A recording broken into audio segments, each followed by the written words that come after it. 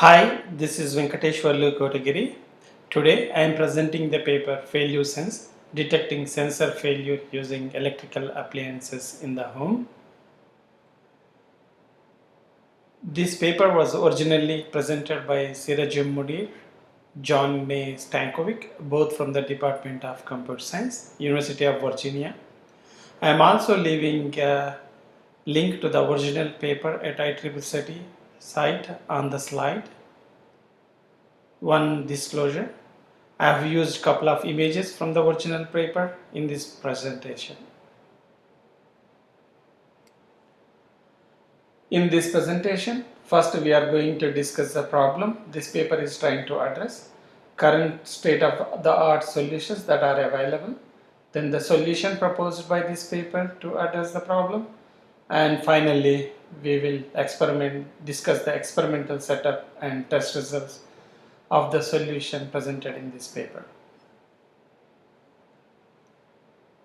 With the proliferation of inexpensive, wireless, battery-powered and do-it-yourself sensors are increasingly being used in smart homes for various applications like home healthcare, energy management and security. So there are a lot of sensors all around the homes these days. Failure rate for any single sensor may be very low, but when you consider hundreds of them simultaneously deployed over a long periods of time, this leads to a weekly or even daily sensor failures. So the problem this paper is trying to solve is how can we detect the failed sensors. Let us see some statistics on the sensor failures. As we can see from the table, this data is from the study consists of wide variety of sensors that are deployed in residential homes and observed from 25 to 45 days. As we can see from the table, average sensor failure per day is minimum of 3 for home J to a maximum of 37 failures per day for home G, where hundreds of them are deployed simultaneously. So we can conclude from this table data that sensors do fail and they fail frequently. Now we know that sensors fail. What kind of a sensor failures happen normally? This paper mainly considers about the three types of failures. First is fail stop failure. This happens when the sensor fails and stops reporting. It may happen due to hardware failure or power outage. Second is obstructed view failure. This happens when a sensor's field of view is blocked. For example, a motion sensor may see a obstructed view failure when it is blocked because of some furniture is placed in front of it, or a magnetic sensor may be obstructed because an appliance with some motor is placed near it, something like that. Next is the mode location failures. These kinds of failure happen if the sensor is dislodged or even some moves it to a different location. It may also happen if it is mounted on some object in the house and then the object itself is moved to a different location.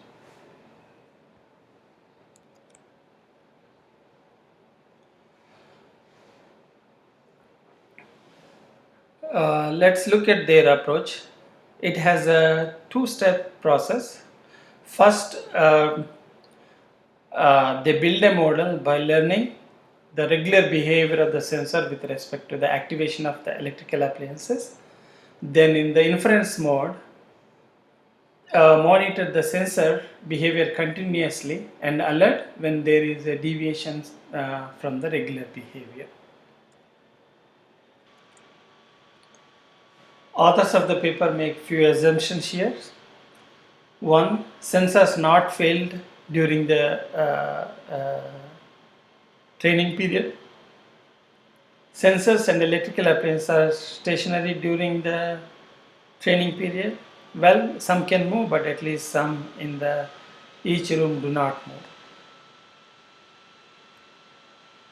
Now, next, let us look into the experimental uh, setup and data collection the authors have done for this project. To collect the training data that studies the correlation between the electrical appliance on-off events and the motion sensor firing events, they have chosen data from 3 homes. Let us call them A, B, and C. We will use these names A, B, and C throughout the presentation. Of these 3 homes, homes A and B data comes from the publicly available data sets, while the third home they have fitted with the external motion sensor specifically to simulate and study the obstructed view failures, as this data is not available in the publicly available data sets. Homes A and C are 4-person homes, and home B has a 3-person simulate.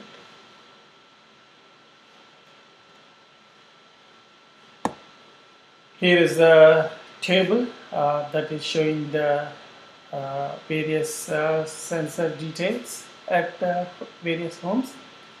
We can see the number of sensor appliance and on-off events in this table. Home A was studied for 15 days, home B was studied for 35 days, and home C was studied for 21 days. There are a total of 2,818 turn-on, turn-off events from a total of 71 days of data.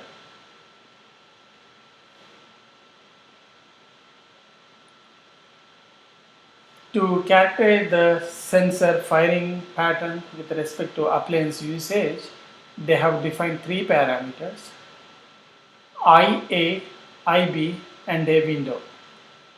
IA is the smallest interval between turn-on, turn-off event of an appliance and the sensor firing, where the sensor firing happens after the turn-on, turn-off event.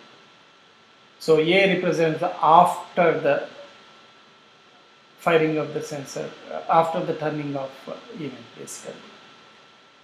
Similarly, IB is the smallest interval between turn-on, turn-off event of an appliance and sensor firing, where the sensor firing happens before the turn-on, turn-off of the switches. IA and IB are different for different sensor appliance combinations. They have used a window of 5 minutes and do not consider any sensor firing before or after 5 minutes of turn-on, turn-off of event of the appliances. They keep it fixed for all the homes in all the experiments.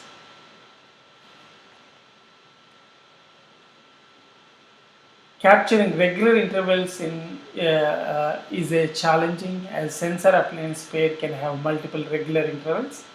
To capture all the regular intervals of a sensor appliance pair, based on the empirical study, they have used the Gaussian mixture model to represent the distribution of IA and IB. In a Gaussian mixture model with a few components, we know that each component captures one regular interval. The probability density function of a Gaussian mixture model is a weighted sum of each of these components' Gaussian densities. Each component density follows a Gaussian distribution with the mean vector mu and a covariance matrix sigma. Mixture weights for all the components sums up to 1. In this case, they have a separate Gaussian mixture model for IA and IB. The parameters of the mixture model are estimated using the expectation maximization algorithm using the training data.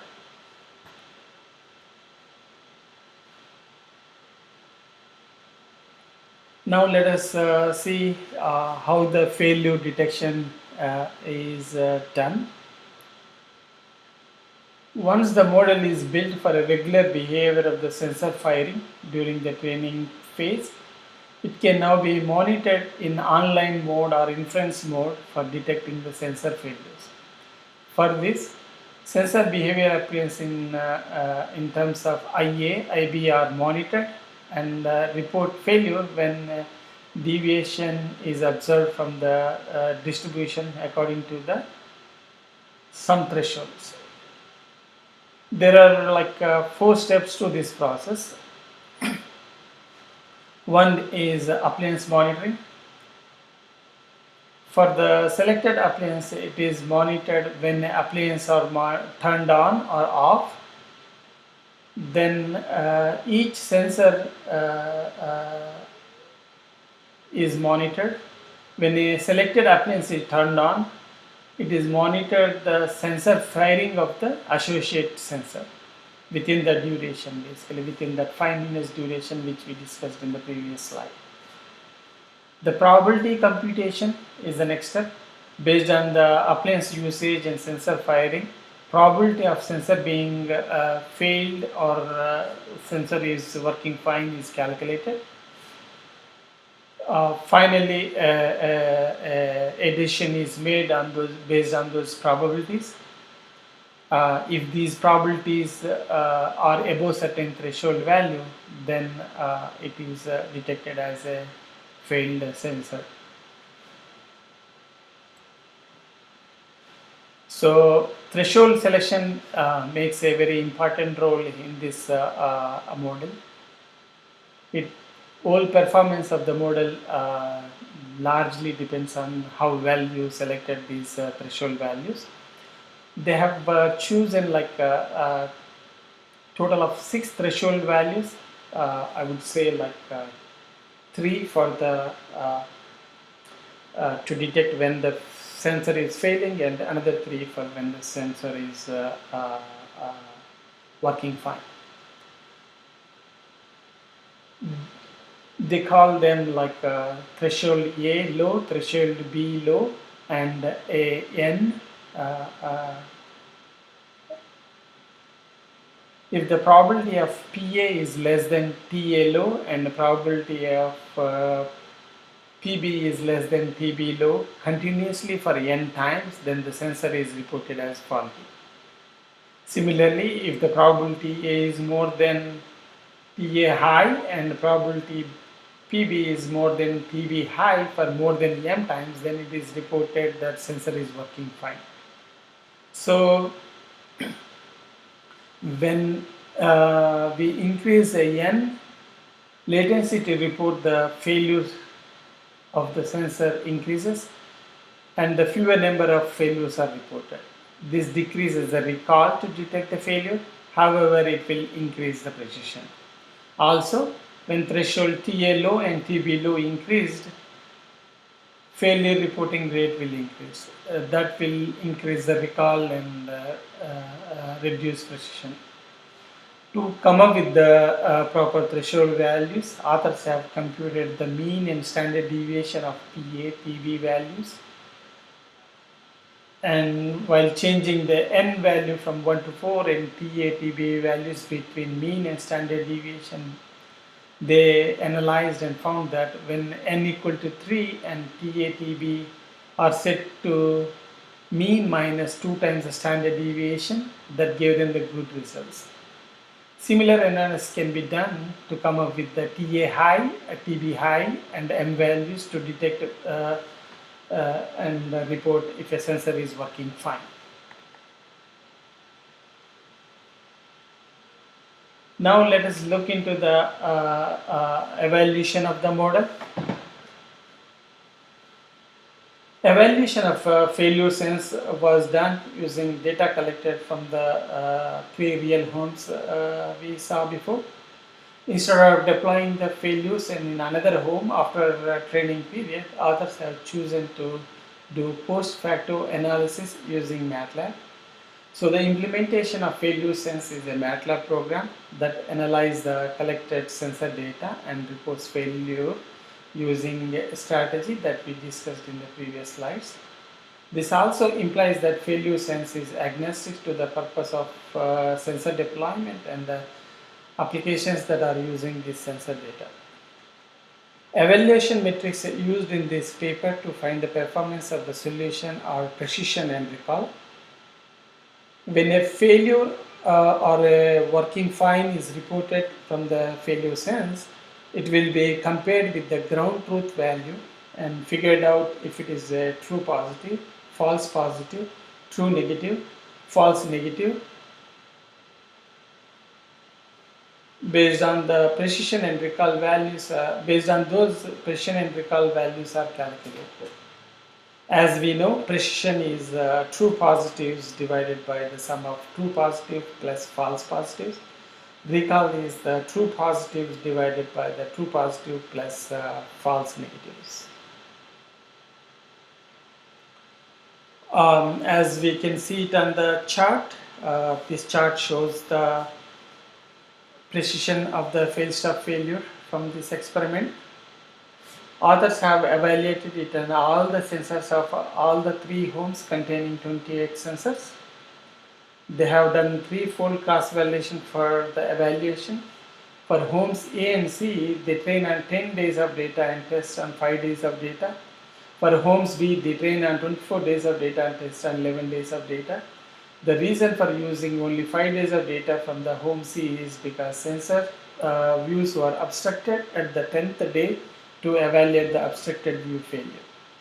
The sensor failure they chosen to be the first day of testing period when computing true positive and false negative, and the last day of testing period when computing false positive and true negative.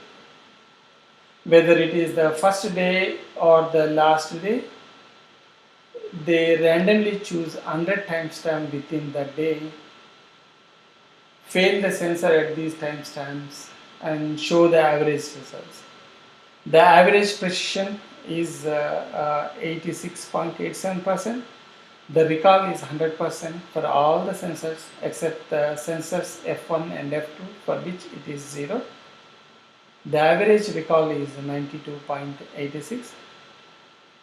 We see that the solution detects failures of all the sensors except F1 and F2 of the house A. The reason why this solution fails to detect the failures of sensors F1 and F2 is because F1 and F2 are in the bedrooms of house A, and the data set of the house doesn't contain turn on, turn off events of the electrical appliances in that bedroom. That's why sensors F1 and F2 are not associated with any electrical appliances, and it cannot detect the failures of F1 and F2. Otherwise, the solution performs well for most of the sensors in 3 houses. Next, let us look at the performance of the obstructed view failures. Authors have evaluated the performance of the obstructed view failure by simulating the sensor obstruction in the houses A and B, and by physically obstructing the views of the sensors in house C. It is different from the fail-stop failure detection in that failures takes place in a transition period. In house B, they trained the model with 15 days of data and tested on 20 days of data. Within these 20 days for each sensor, they randomly choose a 10-day period for which they assume the sensor view is obstructed and discard the sensor readings of these 10 days. Since the obstruction can happen at any time, they randomly choose this 10-day period 100 times for each sensor and show the average results. Similarly, for house A, they trained with 10 days of data and tested on the next 5 days of data. Within these 5 days, for each sensor, they randomly choose a 3-day period of obstruction, then discard the sensor readings. They perform it 100 times and show the average results. At house C, after 15 days of data collection, they have obstructed the views of 5 motion sensors. This is a controlled experiment, and they considered arbitrary positions for placing sensors in the home. They trained with the first 10 days of data, evaluated false positives, true negatives on the next 5 days of data, then failed the sensor on the 16th day of data collection and evaluate the true positive and false negative on the next 5 days of data. The precision of detecting the obstructed view failures is, as we can see from the table, the average precision is 82.84%. The recall is 100% for all the sensors except F1 and F2, I2, J3, C2 and D1. For F1, F2, I3 and J3, the recall is 0. For sensor C2 and D1, the recalls are 80% and 85.7% respectively. The average recall is about 84.49%. We can see that it cannot detect the failures of sensors F1 and F2 because as we discussed in the previous slide, there are no associated on-off switches in that room.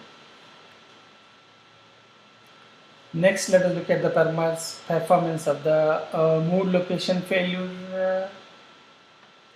failures. For this, they have simulated the behavior of the mood location failure by replacing the failed sensor's data with the data produced by the sensor at the new location. They have evolved it in houses A and B since the deployment in these homes spans whole house. They did not use the house C in this evaluation as it has a small scale deployment mainly targeted to evaluate the obstructed view failure detection. The precision of detecting the mood location failure is shown in the bar chart on the screen. The average precision is about 90%. The recall is about 95%. Except for the cases where E2 is moved to H1, C2 is moved to C6, H1 is moved to H2, E1 is moved to D1 and I8 is moved to I3. They have slightly lower precisions there. The average recall is 89.09. To simulate the sensor movement, they selected a pair of sensors and moved the first one to the position of the second one. For example, sensor G1 is moved to the H1 location. This works well if sensors are moved from one room to another room. However, if the sensors are moved slightly within the same room, it doesn't cause a significant deviation from the distribution of IA and IB. So the sensor cannot detect such movements. Let us compare how this solution performs against the other two state-of-art solutions that we mentioned previously. State-of solution that detect failures similar to the failures either use correlation-based techniques in the case of RFSM or use a classifier-based approach in techniques like SMART. So author compared their solution with these two strategies. Now let us look at the comparison of RFSN. RFSN, or the reputation-based framework for sensor networks, uses redundant sensors for failure detection. It does not work when there are no redundant sensors available. On the other hand, FailureSense does not need redundant sensors deployed.